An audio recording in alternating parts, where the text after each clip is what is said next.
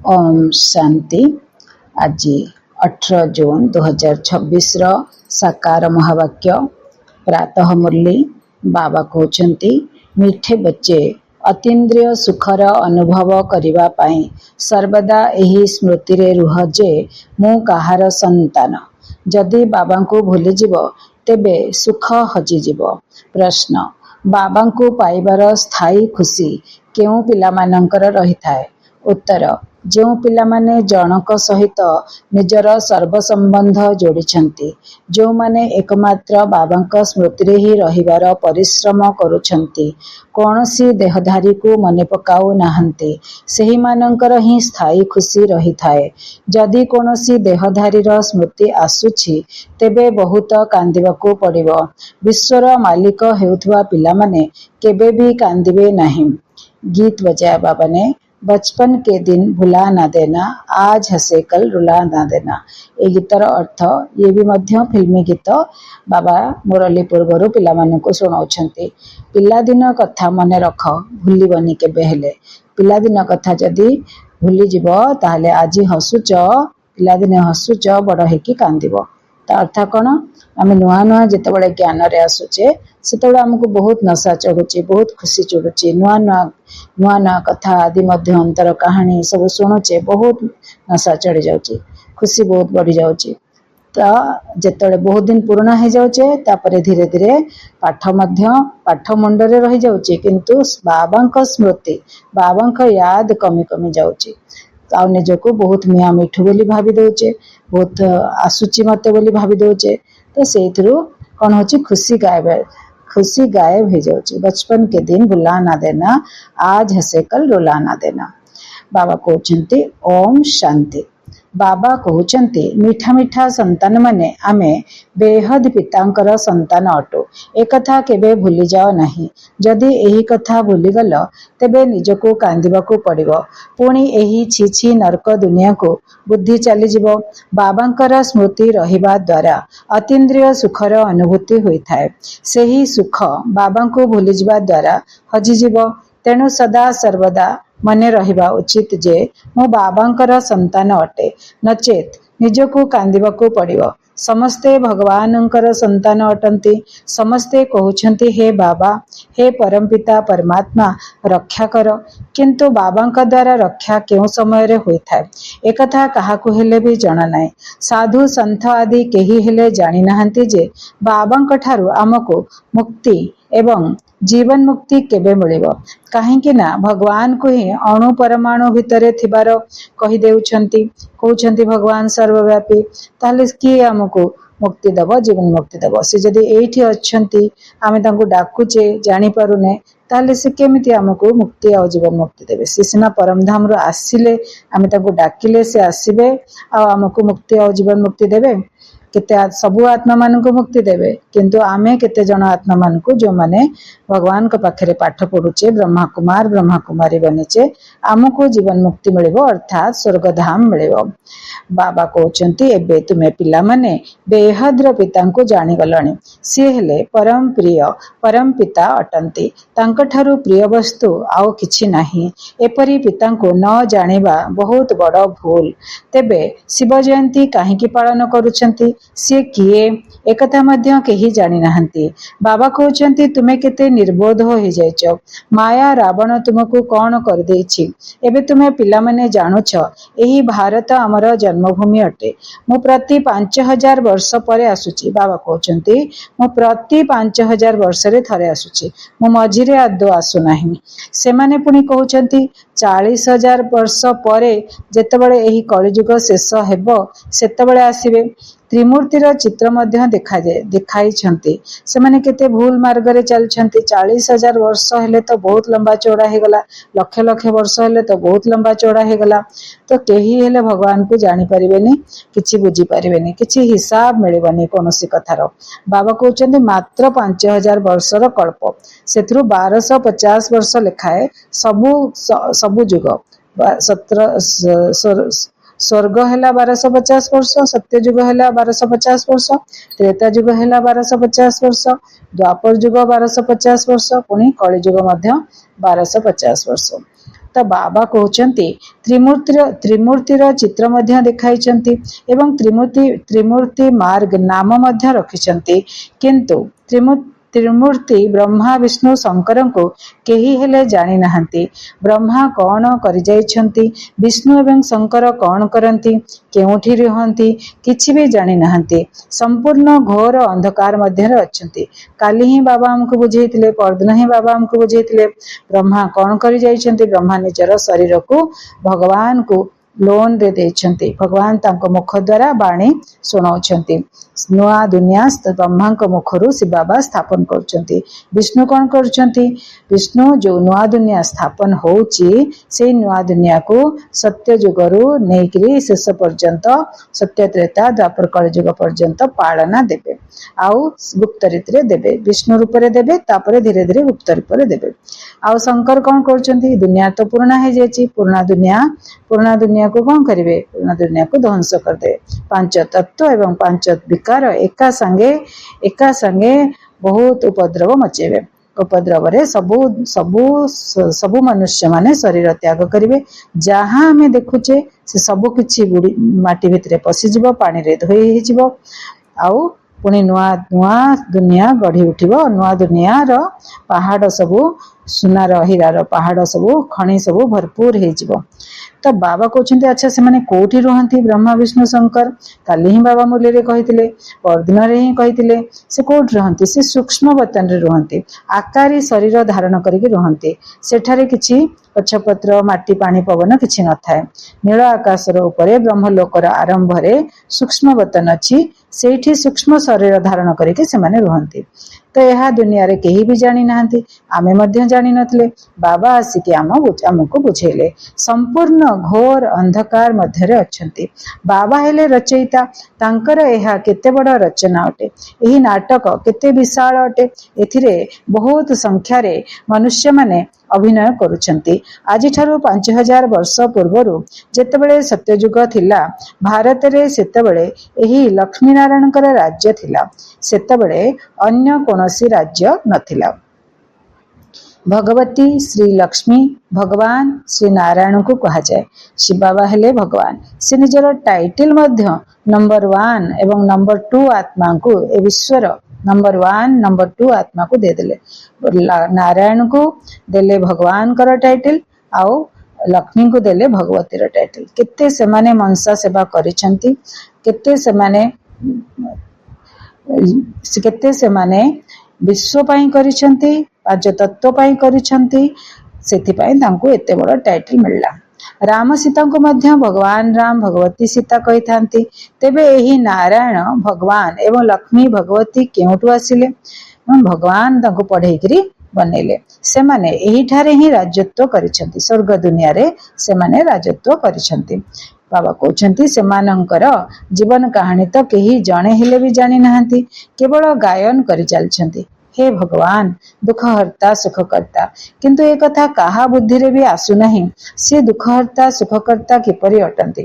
ସେ ସମସ୍ତଙ୍କୁ କେଉଁ ପ୍ରକାରର ସୁଖ ଦେଉଛନ୍ତି, ଆଉ କେବେ ସମସ୍ତଙ୍କର ଦୁଃଖ ହରଣ କଲେ, କିଛି ଜାଣି ନାହାନ୍ତି। ଆମେ ଏବେ ଜାଣିଲେ, ଏ ସଙ୍ଗମ ଯୁଗରେ ଆସିକି ଆମ ମାନଙ୍କର ଦୁଃଖ ହରଣ କଲେ।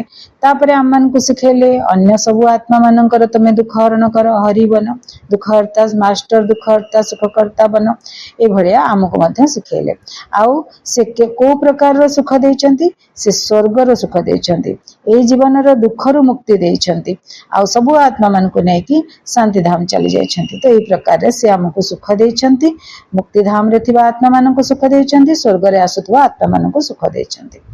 ତ ବାବା କହୁଛନ୍ତି ତୁମେ ପିଲାମାନେ ଏବେ ଏଠାରେ ରାଜଯୋଗ ଶିକ୍ଷା କରୁଛ, ଭଗବତୀ ଲକ୍ଷ୍ମୀ ଭଗବାନ ନାରାୟଣ ହେବା ପାଇଁ।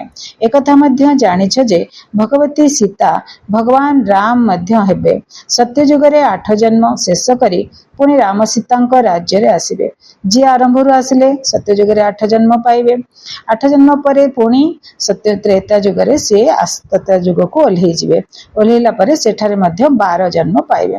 8 ଜନ୍ମ ସତ୍ୟଯୁଗରେ 8 ଜନ୍ମ ଶେଷ କରି ପୁଣି ରାମ ସୀତାଙ୍କ ରାଜ୍ୟରେ ଆସିବେ। 21 ଜନ୍ମ ପାଇଁ ବିଶାଳ ରାଜତ୍ୱ ତୁମେ ମାନେ ଏଇଠାରେ ହିଁ ସ୍ଥାପନ କରୁଛ। ତ तो 8 जन्म सत्य जुगरे त्रेता जुगरे 12 जन्म आउ गोटे जन्म आमर ए संगम जुग 21 जन्म विशाल राजत्व आमे माने एठारे ही स्थापन करुछे। तुमे माने भगवती भगवान स्वर्गर मालिक हेउच। स्वर्ग कोनोसी आकाश रे नहीं, केबे हेले संभव न आकाश रे पांच तत्व नहीं। देवी देवता मध्य एई माटी उपरे रहुथिले, एई भू मध्य रे रहुथिले, एई पांच तत्व रो दुनिया रे रहुथिले, आउ सब प्रकार स्वर्गिक सुख अनुभव करुथिले। सबु बहुत सुंदर दुनिया रो नुआ दुनिया रो सब सुख अनुभव करथिले।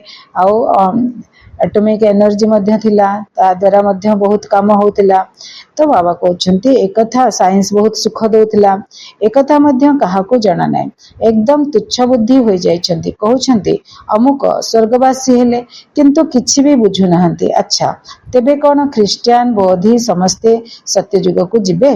बाबा पचारुछंती अच्छा तेबे कोन ख्रिस्टियन बोधी समस्ते सत्यजुग को जिबे? से माने परवर्ती समय रे आसी निजर धर्म स्थापन करिथांती। तेनु से माने पुनी स्वर्ग रे किपरि आसीबे? तांकर टाइम हैला द्वापर रे से माने आसीबे। प्रथमे इस्लामी आसीबे, तापरे आसीबे बोधी, जैनी तापरे बोधी, तापरे आसीबे ख्रिस्टियन। से माने द्वापर जुग रे आसीबे, तांकर स्वर्ग रे आसीबार पार्टी नाही। तेनु से माने पुनी स्वर्ग रे किपरि आसी परिबे? स्वर्ग काहाको कहा जाय एकथा मध्य से माननकु जणा नाही। सन्यासी माने कहिथांती ज्योति ज्योति रे मिसी गला, आउ केही पुनी कहिथांती निर्वाण धाम को चली गला। सन्यासी माने केते प्रकार कथा कहउचंती, आत्मा ज्योति परम ज्योति रे मिसी गला, आत्मा ज्योति ब्रह्मलोक रे मिसी गला, लीन हो गला। अर्थात आत्मा को निजे ही कहितले अजय अमर अविनाशी, एबे कहउचंती आत्मा पुनी विनाश हो गला। ज्योति जदि ज्योति रे हजी गला विनाश हो गला। तो ए भलिया कथा से माने कहउचंती। तो आउ केही पुनी कहिथांती निर्वाण धाम को चली गला। केते जण कहउचंती निर्वाण धाम बाणी से परे धाम को माने मुक्ति धाम को माने शांति धाम को चली गला। निर्वाण तो एक लोक अटे ना, कि जदि शरीर छाड़िबो से एबे केमिति निर्वाण धाम को जीवो? निर्वाण धाम को जीवा पई रास्ता आसिकरी बाबा बतौचंती। निर्वाण तो एक लोक अटे ना, मुक्ति धाम एक लोक अटे, गोटे स्थान, ताहा तो निवास स्थान गोटे स्थान। जेमती एटा हमर एटा विश्व हैला, एटा रहिबार स्थान। तापरे सूक्ष्म वतन जोठी आकारी फरिश्ता माने ब्रह्मा विष्णु शंकर फरिश्ता रूप रे रहउछंती बोली परदिन बाबा मुरली रे कहिथिले, से तो निवास स्थान। ता उपरे आउरी गोटे लोक अछि कोन मूलवतन। मूलवतन माने निर्वाण धाम माने मुक्ति धाम माने शांति धाम।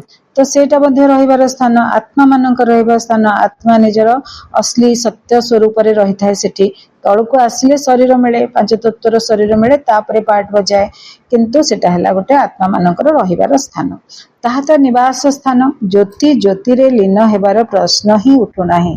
जदि ज्योति ज्योति रे मिसी जिवो तेबे तो आत्मार अस्तित्व समाप्त होई जिवो, बा खेल ही समाप्त हो जिवो। सबु आत्मा माने जदि ज्योति ज्योति रे मिसी जिवे ताहले खेल ही समाप्त हो जिवो। एही ड्रामा रो कोनोसी भी आत्मा मुक्त होई परिबे नाही, केही मध्य मोक्ष प्राप्त करि परिबे नाही।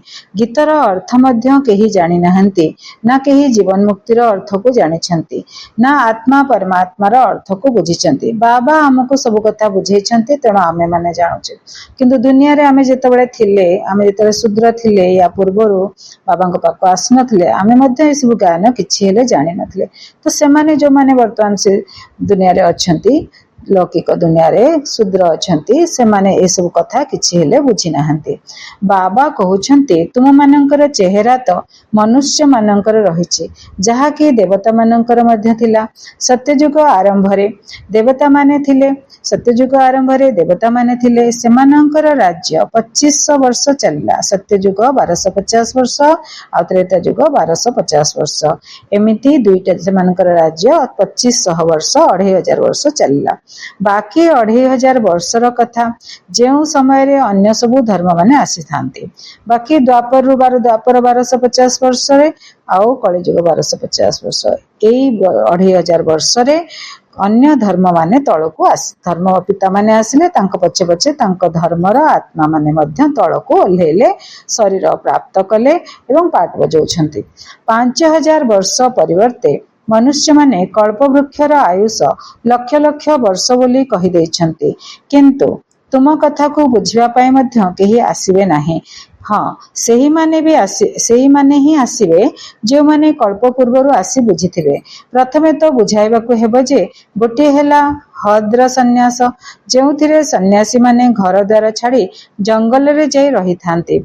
हद्र सन्यास कौन से माने त्याग कले? हद्रे लिमिटेड कौन त्याग कले? घर को त्याग कले, भाई बंधु कुटुंब पिला छुआ बापा माँ स्त्री एमान को त्याग कले, आउ जंगल रे जाके रहिले, घर सुख को त्याग कले तो जंगल रे जाके रहिले। आमे बेहद्र सन्यासी आमे कौन त्याग कले? आमे घर गृहस्थ रे रहिले किंतु विकार त्याग कले। आउ जो आम घर परिवार लोक माने अच्छे से याद न करिकी शिव बाबा याद रे तांकर सेवा कले। तेणु आमे बेहद्र सन्यासी आ से माने हेले हद्र सन्यासी।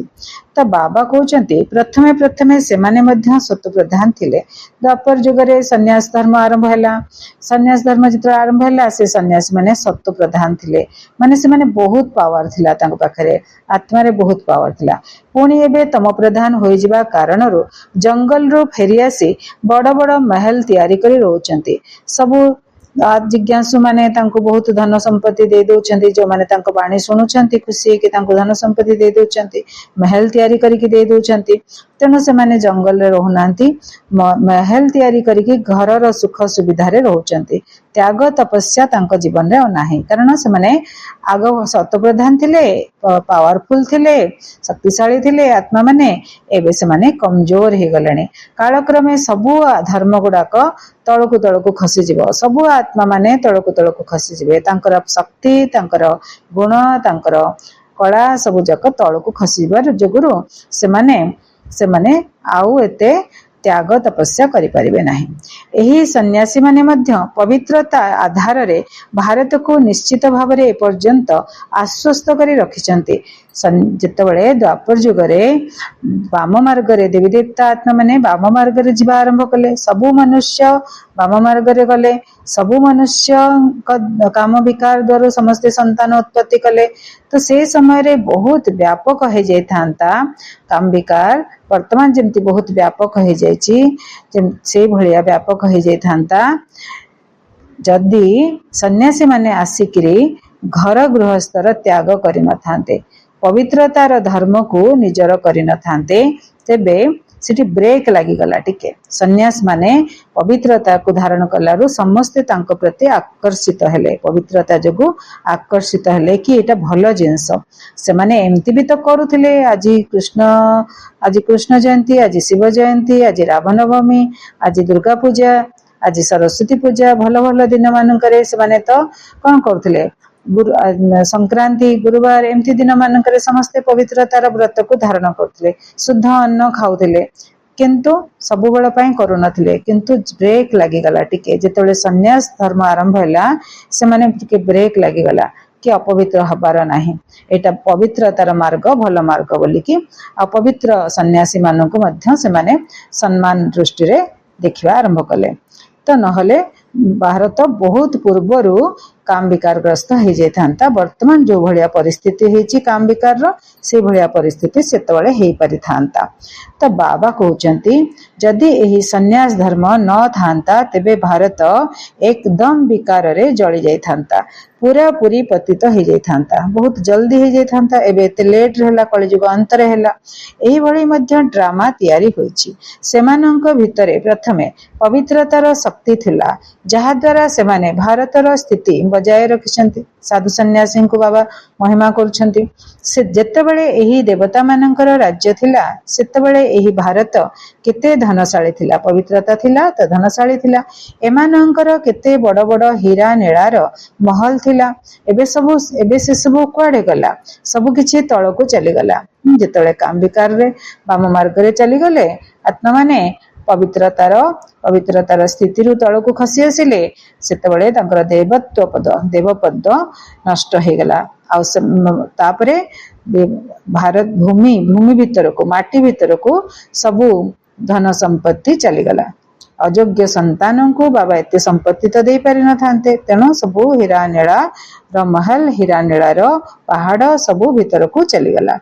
लंका एवं द्वारिका पई कहउछंती समुद्र तल को चलीगला, लंका समुद्र तल को चलीगला, द्वारिका वैकुंठ नगरी सुनार दुनिया सी मध्य तल को चलीगला। एमती कथा कहानी रे अछि। तो एबे तो आउ नाही, सुनार महल आदि सब किछि थिला ना। जदि द्वापर रे मंदिर मानकरे एते हीरा नीला आदि लगाई पारुछंती, तेबे सत्य जुगरे कौन नथिबो। तेबे तुम पिला मानकर केते खुशी रहिबा दरकार। बाबा पुनर्बार आसिछंती, कहउछंती बाबा को मने पकाओ। बाबा पिला मान को बुझे दउछंती जे तुमे मते मने पकाओ, मन मना भाव हो जाओ, माम एकम याद करो। स्मरण केवल जन को ही करिवार अछि। जहा कर्म करिवो करो, किंतु बाबा को याद रे कर्म करो। बाबा कहउछंती स्मरण केवल जन को ही करिवार अछि, जहा द्वारा विकर्म विनाश होइथाय। किंतु एकथा भूली जाउछंती एवं देहधारी स्मृति रे आसी जाउछंती। देहधारी को मने पकाइबा द्वारा तो किछि हेले भी लाभ नाही। बाबा कहउछंती मामेकम याद करो, अर्थात केवल मते मने पकाओ। मुझ एक को, माम एकम, मुझ एक को याद करो। कौनसी देहधारी को मने पकाओ नाही। कथारे अछि ना, मां मरीगले मध्य खुशी रे रुह। केवल बाबांकर स्मृति द्वारा ही पुण्य जमा होइथाय। मां मरीगले केमती खुशी रे रुह, मां आत्मा चली गले, तेणु कहउछंती मुरली सुन। खुशी रे रुह माने मुरली सुन। अर्थ एटा न जे खुशी खबा बहुत मां मरीगले आ खुशी हेबा ना, मां मरीगले मध्य मुरली सुन। तो केवल बाबांकर स्मृति द्वारा ही पुण्य जमा होइथाय। आमे श्री बाबांकर संतान अटु, तांको ठारो संपत्ति नेबार अछि। तो पुण्य जमा करिवार साधन हैला बाबांकर याद। केवल बाबा को याद करिबा तो आमे पुण्य आत्मा बनि जा, बहुत हमर पुण्य जमा हे जिवो।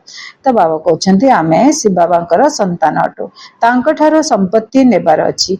एही समय रे जदि बाबा को मने न पकाइबा, तेबे बहुत पश्चाताप करबा को पड़िबो, कांदिबा को पड़िबो। एने समय अछि, एने आमे बाबा को याद करिबा तो बहुत कमाई जमा हे जिवो हमर। जदि आमे अंत समय रे भाबिबा आमे बाबा को मने पकाइबा, सेतले परिस्थिति विकटाल रूप नैथिबो। विकटाल रूप धारण करथिबो। सेतले पांच तत्व केते प्रकार करथे, आमे करि परिबा कि न करिबा, जो करि परिबा जणा नाही। तेणु एबे ठारू जदि आमे मने पकई देबा, बहुत कालर अभ्यास जोगु आमको बहुत प्राप्ति हबो। आउ तो पश्चाताप मध्य करबा को पड़िबोनी, कांदिबा को भी पड़िबोनी। नहले सेतबेले भाबिबा आगुरु करिथिले हेतांता, कहीं कलेनी, समय नष्ट कले। विश्वर मालिक हेबा बालांको कांदिबा कौन दरकार, तुमे बाबा को भूली जाउछ। तेणु माया तुमको थापड़ मारी देउछि। सेथिपाई बाबा बारंबार बुझाउछंती जे बाबांको एवं तांकर संपत्ति को मने पकाओ। वर्तमान बाबांकर संपत्ति हेला सुख, शांति, प्रेम, पवित्रता, शक्ति, आनंद, शीतलता, ज्ञान आउ संतुष्टता, ये सब हेला बाबांकर संपत्ति। तो बाबा कहउछंती बाबा को मने पकाओ एवं तांकर संपत्ति को मने पकाओ, असत्य जुगरे वैकुंठ मिलिबो। एबे हमको ए सब संपत्ति दरकार। अमरनाथ अमरपुरी रे केवल जणे पार्वती को तो अमर कथा सुनाई नथिले, निश्चित सेठारे अनेक थिबे। जे केही भी मनुष्य मात्र अछंती, समस्त को बाबा बुझाउछंती जे एबे तुमे पतित हुओ नहीं, यही अंतिम जन्म पवित्र हुओ। बाबा निजर पिला मान को कहउछंती, बाहर वाला को कहउनांती कि बाबा बुझाउछंती एबे तुमे आ पतित हुओ नहीं, यही अंतिम जन्म पवित्र हुओ। स्वर्ग रे कोनोसी विकार न थाए। जदि सेठारे मध्य विकार रहिबो, तेबे स्वर्ग एवं नरक मध्य रे पार्थक्य कौन रहिला। देवी देवतांकर महिमा गायन करुछंती जे से हेले सर्वगुण संपन्न, 16 कला संपूर्ण, मर्यादा पुरुषोत्तम, अहिंसा परमो धर्म, डबल ताजधारी, संपूर्ण निर्विकारी एवं संपूर्ण अहिंसक। एभलिया तांकर 7टा डिग्री मिले। तो बाबा कहउछंती भगवान आसी भगवान भगवती ही करिवे। जेंति वकील आसुछंती, वकील पिला माने पाठ पढुछंती, वकालत पढुछंती, सेतबेले कोन करूछंती, बारिस्टर बनिया पे बारिस्टर को पाखरु पढुछंती, इंजीनियर बनिया पे इंजीनियरिंग कॉलेज रे जाई के इंजीनियरिंग को द्वारा ही पाठ पढुछंती, मेडिकल कॉलेज रे जाई के डॉक्टर मानन को द्वारा ही पाठ पढुछंती। सेमती भगवान आछंती भगवान भगवती बनेवा पाए। बाबा कहते केवल भगवान को बिना आउ केही भगवान भगवती बनई पारिबे नहीं। भगवान तो जड़े ही अटंती शिव बाबा। तो बाबा कहते गायन मध्य रही भगवान भगवती राजधानी जथा राजा राणी तथा प्रजा माने मध्य से भली हेबे सुख पाइबे से भलिया ड्रेस पिंधिबे से भलिया स्वर्ण अलंकार इत्यादि पिंधिबे तेणुकरी जथा राजा राणी तथा प्रजा। बाबा कहते किंतु सेमानकु भगवान भगवती कुहाजिब नाही। बाबा निजर टाइटल जरूर देइछंती आमे तांको भगवान भगवती करी पूजा मध्य करथिले किंतु रियल रे भगवान हेले गोटिए से हेले शिव बाबा। बाबा कहते सेथिपाई एकेश्वरवाद गोटिए सेथिपाई कहा जाउची आदि सनातन देवी देवता धर्म। आदि सनातन देवी देवता धर्म एही कथा काहाकु भी जଣା नाही। एही ब्रह्मांकर आत्मा को मध्य बाबा बुझाउछंती। गोटे बाबांकर आउ गोटे दादांकर उभय आत्मा रहिछंती। जण हेले प्रजापिता आउ जण हेले परमपिता। सी हेले परमात्मा ये हेले आत्मा। तो कहते गोटे आत्मा 84 जन्म नेउछि आउ गोटे आत्मा पुनर्जन्म रहित अटे। शिव बाबा परमपिता पुनर्जन्म रहित आउ ब्रह्मा बाबा संपूर्ण 84 जन्म नौछंती। गोटे सेकेंड भी कम नाही। 5000 वर्ष रु गोटे सेकेंड भी कम नाही। बाबा केबे पुनर्जन्म नियंती नाही। शिव बाबा केबे हेले परमपिता केबे हेले पुनर्जन्म नियंती नाही। थरे मात्र आसी सारा विश्व को पवित्र करिवा पई हमको राजयोग सिखाउछंती। बाबा तुमको बुझाउछंती जे मु एही ब्रह्मांक शरीर रे प्रवेश करिछि। एही ब्रह्मा 84 जन्म भोग करिछंती। एबे यांकर बहुत जन्मर यह अंतिम जन्म अटे। तेबे मु तो निराकार पुणी पिलामानंकु राजयोग किपरि सिखाइबे प्रेरणा द्वारा तो किछि हेई परिबो नाही। श्रीकृष्ण भगवान उवाच तो होई परिबो नाही। श्रीकृष्ण केबे पाठ पढ़े नथिले। श्रीकृष्ण निजे स्वयं बच्चा थिले से किपरि आसी परिबे। से तो सत्य युगर राजकुमार अटंती 16 कला संपूर्ण अटंती। पुणी त्रेता युगरे 14 कला संपूर्ण हेबे। तेबे पुणी द्वापर युगरे श्रीकृष्ण को काहेकि नहीं आसीछंती। तो बाबा कहउछंती तो सत्य युगरे से श्रीकृष्ण को कहा जाए 16 कला संपूर्ण। पुणी त्रेता युगरे से 14 कला हेबे।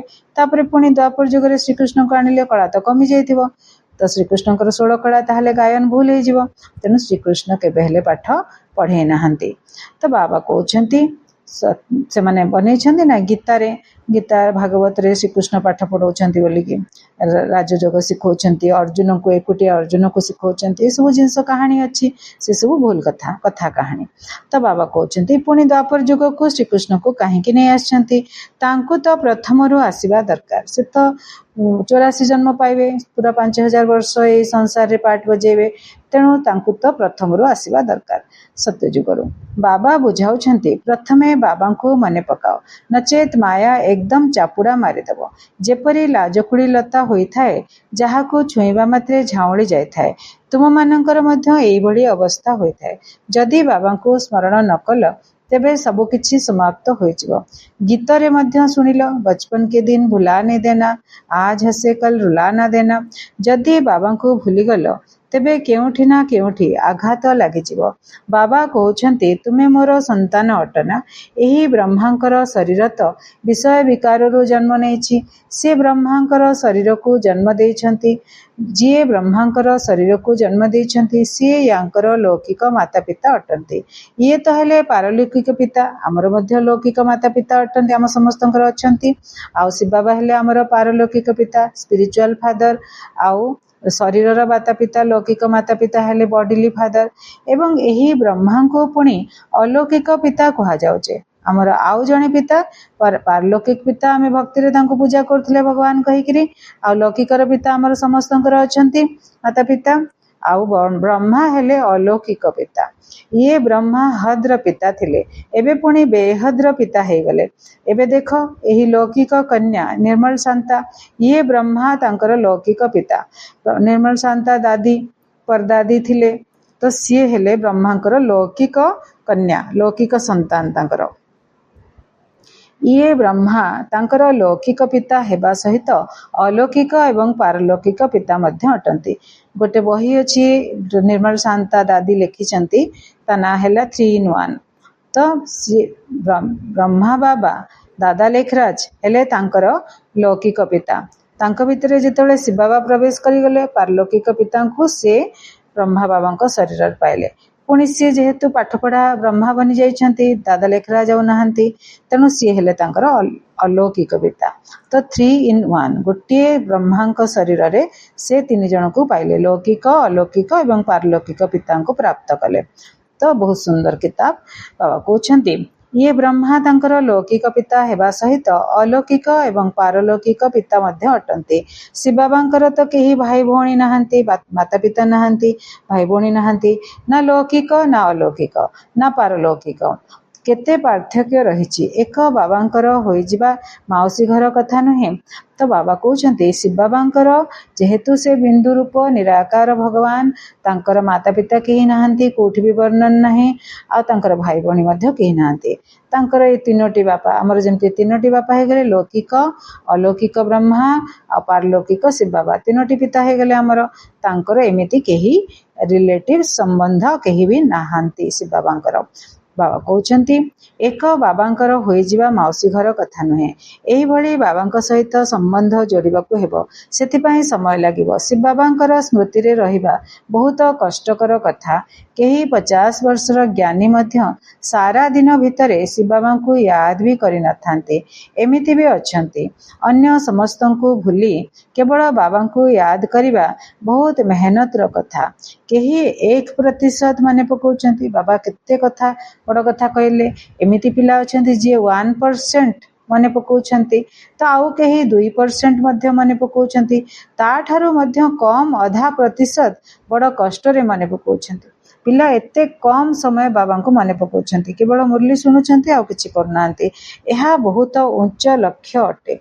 तेबे बाबा बुझाउछंती पिला दिन को भूली जिबा उचित नाही।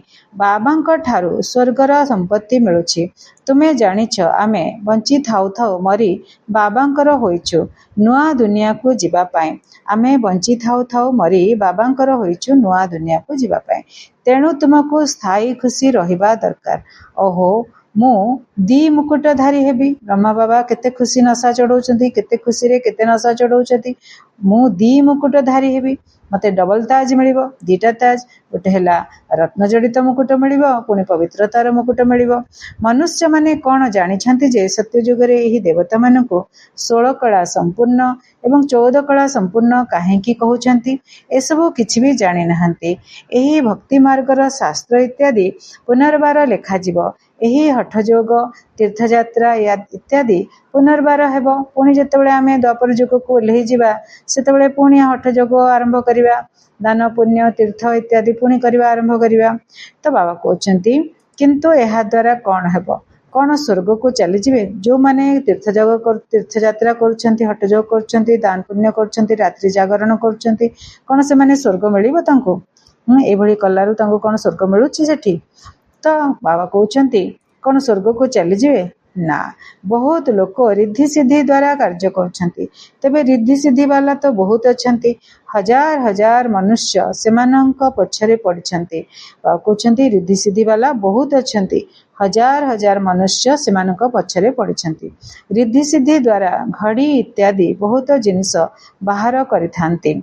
एकथा कोन केही बुझुछंती कि एसबु हेला अल्प कालर सिद्धि एथिरे बहुत परिश्रम करिवाको पड़िथाय।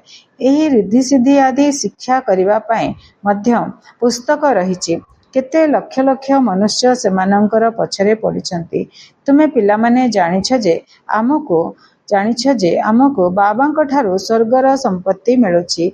एही आखि द्वारा जहा किछि देखुछ से सब किछि हेले भी रहिबो नाही। बाबा केते बड़ कथा कहले सुनंतु एही आखि द्वारा आमे जहा भी देखुछे जो भी दुनिया रे जहा किछि देखुछे से सब पूरा परिवर्तन हे जिवो। हिस्ट्री ज्योग्राफी पुणी बदली जिवो सब बदली जिवो। जहा देखुछे सब माटी रे मिसि जिवो सब पानी रे धोई हे जिवो सब चेंज हे जिवो। आमे देखुछे गोटे बन्या हला परे केमती रास्ता बंद हे जाउची केमती रास्ता चेंज हे जाउची केमती घर सब बुड़ी जाउची पूरा सीन चेंज हे जाउची। सेमती जहा बाबा कहउछंती स्वयं भगवान कहउछंती एही आखि द्वारा जहा किछि देखुछ से सब किछि हेले भी रहिबो नाही। बाबा बुझौछंती तुमे अशरीरी होई आसीतिलो पुणी शरीर सहित अभिनय कल जदि 84 लक्षर हिसाब किताब बाहर करिबा तेबे 12 मास लागि जिवो। एभଳି केबे होई परिबो नाही।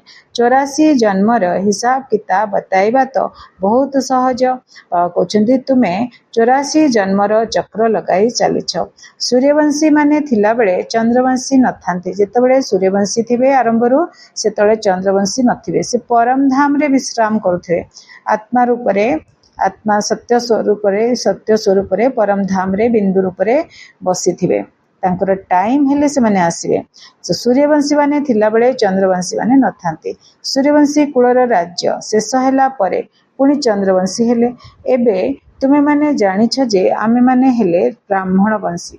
सत्य बाबा कहउछन्ती सत्य त्रेता युग रे सूर्यवंशी एवं सत्य चंद्रवंशी हेले। एबे आमे कଳି संगम युग रे ब्राह्मण वंशी हेचे। पुणी देवता वंशी हेबा आमे सेथिपाई आमे पाठ पढुचे। हिस्ट्री जियोग्राफी पुणी रिपीट हबो। आमे पुणी जिबे पुणी आमे आउथरे परमधाम जिबा। परमधाम रु तापरे पुणी स्वर्ग रे ओल्हेबा। चक्र रिपीट होची। हिस्ट्री जियोग्राफी रिपीट होची। पुणी सीढ़ी रे तळको खसी खसी वैश्य वंशी हेबा। पुणी शूद्र वंशी हेबा। द्वापर युग रे वैश्य वंशी कहा जिवो। आ तापरे कଳି युग रे शूद्र वंशी कहा जिवो। पुणी एबे हमकु बाबा बाछिकिरी आनी छंती। से दुनिया रु बाछिकिरी आनी छंती। आनी के हमकु कोन बनौछंती शूद्र वंशी रु ब्राह्मण वंशी बनाउछंती। एबे निजर 84 जन्मर स्मृति आसी जाइछि। एही चक्र को मध्य मने पकाइबाको पड़िबो। एही चक्र को मध्य मने पकाइबाको पड़िबो। बाबा को स्मरण करिबा द्वारा सदा सुस्थ सदा संपत्तिवान हेबो। पाप सबो कटि जिवो। चक्र को जानिबा द्वारा चक्रवर्ती राजा होइजिवो। तुमे जानिछ एही पूर्णा दुनिया श्मशान हेबाको जाउछि। किछि भी रहिबो नाही। सब किछि समाप्त होइजिवो। कथारे अछि राम गले रावण गले। रामंकर सत्य युग रे केते छोट परिवार थिबो। एबे रावणंकर केते बड़ परिवार अछि। बाबा कहउछन्ती राम हेले शिव बाबा। तांकर सत्य युग रे केते छोट परिवार थिला। आउ एबे रावणर परिवार देखंतु केते बड़। बाबा कहउछन्ती पिला माने जानिछन्ती जे एठारे राजधानी रो स्थापना हेउछि। प्रत्येक कथारे पुरुषार्थ हेला प्रथम। बाबा पुरुषार्थ कराउछन्ती। पिला माने मते मने पकाओ। जेउ बाबा ठारू तुमको स्वर्ग दुनिया रो अविनाशी बादशाही मिलुछि कोन तुमे तांकु मने पकाइबो नाही। बाबा स्मरण कराई देउछन्ती जे तुमे स्वर्गर मालिक थिलो। एबे पुनर्बार पुरुषार्थ करी स्वर्गर मालिक हुओ। अच्छा मिठा मिठा शिकिला दे संतान मानक प्रति माता पिता बाप दादांकर मधुर स्नेह संपन्न शुभेच्छा एवं सुप्रभात। आत्मिक पितांकर आत्मिक संतान मानकु नमस्ते। आमे आत्मिक संतान मानकर आत्मिक पितांक प्रति बहुत बहुत याद प्यार एवं नमस्ते। शुक्रिया मेरे बाबा। बहुत बहुत शुक्रिया। धारणा पाई मुख्य सारांश। केबे भी कोनोसी कथारे लाजकुड़ी लता भली हेबार नाही। ईश्वरीय पिला दिनकु भूली ईश्वरीय पिला दिनकु भूली झाउली जिबार नाही। एही आखि द्वारा जहा किछि देखा जाउची सेगुडी को देखुथिले मध्य देखिबार नाही। 2 नंबर एकमात्र बाबांक स्मृति द्वारा ही पुण्य जमा होई थाए। सेथिपाई देहधारी माननकु मने पकाई कांदिबार नाही। बाबा एवं बाबांकर संपत्ति को मने पकाई विश्वर बादशाही नेबार अछि। बाबा एवं बाबांकर संपत्ति को मने पकाई विश्वर बादशाही नेबार अछि। वरदान दौछन्ति बाबा। श्रेष्ठ मतर आधार द्वारा मायावी संग दोष ठारू ऊर्ध्वरे रहुथिबा शक्ति स्वरूप भव। श्रेष्ठ मतर आधार द्वारा मायावी संग दोष ठारू ऊर्ध्वरे रहुथिबा शक्ति स्वरूप भव। पिलामानंकर गोटे अभियोग सर्वदा रहुछि जे आमर संबंधी माने आम कथा सुनु नाहंती। आमको भल संग मिलु नाही। सेथिबाई आमे शक्तिशाली होई पारु नाहु। किंतु श्रेष्ठ मत आधार रे ज्ञान स्वरूप शक्ति स्वरूपर वरदानी होई निजर स्थिति को अचल कर। श्रेष्ठ संग मनिषर सिना मिलुनी किंतु ज्ञानर संग तो मिलुची। श्रेष्ठ मत तो मिलुची। प्रतिदिन मुरली तो सुनिबाको मिलुची। मुरली रु आमे बाबांक संग रे बसिबा। सत्संग माने सत हेले शिव बाबा। शिव बाबांक सहित जोग लगेबा। सत्संग रे रहिबा। तो आमे बाबांक संग रे संगत हेइचे। आउ मनीषर संग तो सेमिति ही रहिबो, किंतु श्रेष्ठ मत आधार रे ज्ञान स्वरूप शक्ति स्वरूप वरदानी होई निजर स्थिति को अचल कर। साक्षी होई प्रत्येकंकर पाठ को देख, निजर सतगुणी पाठ रे स्थित होई रुह। जदि सर्वदा बाबांकर संगरे रहिबो तेबे तमगुणी आत्मा मानकर संगर रंगर प्रभाव पड़ी पारिबो नाही। जदि सर्वदा बाबांकर संगरे रहिबो तेबे तमगुणी आत्मा मानकर संगर रंगर प्रभाव रे पड़ी पारिबो नाही। बाबा गोटे स्लोगान सुनाउछंती, कर्मयोगी तांकु कहाजिबो जे कर्म रूपी कल्पवृक्षर डाल उपरे बसी कर्म करुथिले मध्य उपराम स्थिति रे रहुथिबो। ये अव्यक्ति सारे हैं। सर्वदा हर्षित रहिबा पाई निजर स्वभाव को सरल कर एवं सहनशील हुआ। जेपरी काहार कौनसी एक विशेष नेचर रही थाए जहाँकि न चाहेले मध्य सेही नेचर वशीभूत होई कर्म करिथांती, कहिथांती मो चाहू नाही किंतु एहा मोर नेचर अटे। सेहीपरि तुम मानकर नेचर एते सरल हेउ जहाँकि अन्य माननको अनुभव हेउ जे ये सहज योगी स्वतः योगी अटंती। कौन करिबी किपरि जोग लगाइबी एसबु एइभଳି कथा सबु समाप्त हे जाऊ। मु सदा सहयोगी अर्थात योगी ही अटे। यही गोटे कथा को स्वाभाविक नेचर रे परिणत करदेले सब विषय रे प्रवीण हो जाओ। अच्छा, ओम शांति।